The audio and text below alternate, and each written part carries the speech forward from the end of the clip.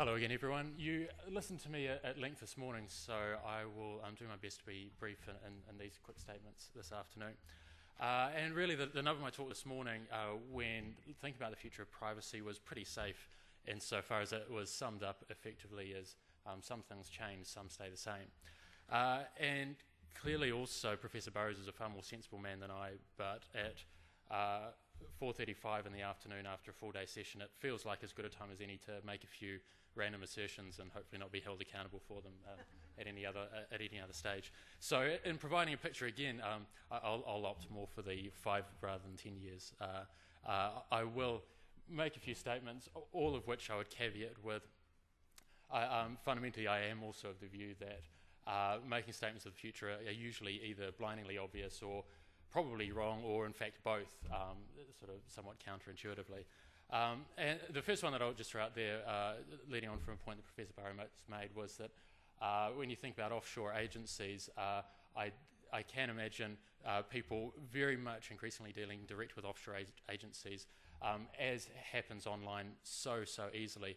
The thing that I don't think we could be expecting this time that may manifest itself is that those agencies aren't necessarily based where we expect.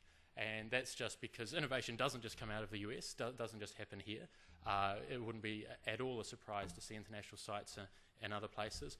Also, companies aren't necessarily based where you think they are. And that's sometimes around operational things, sometimes around tax purposes. If you've ever received an invoice from Google from Ireland, or for example, eBay are sort of fundamentally based in Switzerland for a lot of their operations, again for tax reasons. So I'm certainly not an international law expert as to how those equate, but something that could surprise us, I imagine. Things that won't change, I'm sure we'll still see the Law Commission do a fabulous job, and we'll still see, though, 500-page documents based on pieces of law that are pretty good.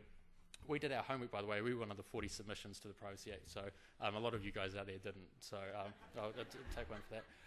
Another thing I think will change, we will certainly see huge change in the business models around traditional media companies. I feel that one's on reasonably safe ground when you look at their fixed costs and what's happening in terms of advertising spend. That's really interesting from a privacy perspective, because it means possibly the ascendance of a lot of smaller operators, of trusted blogs, of a blurring of that line between trusted news and random opinion, which in my view is quite an interesting area when it comes to privacy. I think we'll continue to see a moral dilemma by companies, but also government agencies, around the default option, which relates to privacy especially. As Professor Burrows mentioned, it's not necessarily a number one priority. What I mean by the default option is that people are naturally, I won't use the word lazy, but will naturally take the path of least resistance. And something we're really conscious of as a business entity is that if you make that path of least resistance in a way that affects people's privacy decisions, chances are they're not feeling strong enough about it at that point to do anything. And so an example we saw that recently was Facebook changed their privacy options and made one of the defaults share everything with everyone, for which they quite rightly copped a fair bit of flack. An example where you've seen it with the New Zealand government is defaulting people into KiwiSaver. It's just those decisions, that default option is far more important than you might think.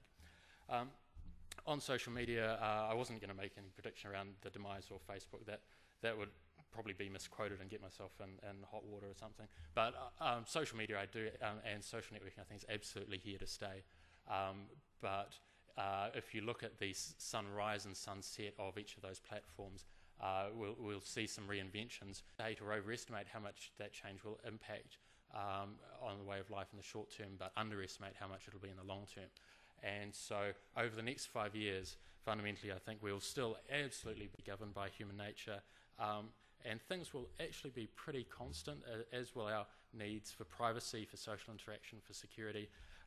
And so from a total privacy landscape perspective, I'd imagine things to be far more the same than different, and frankly, not that scary. Thank you.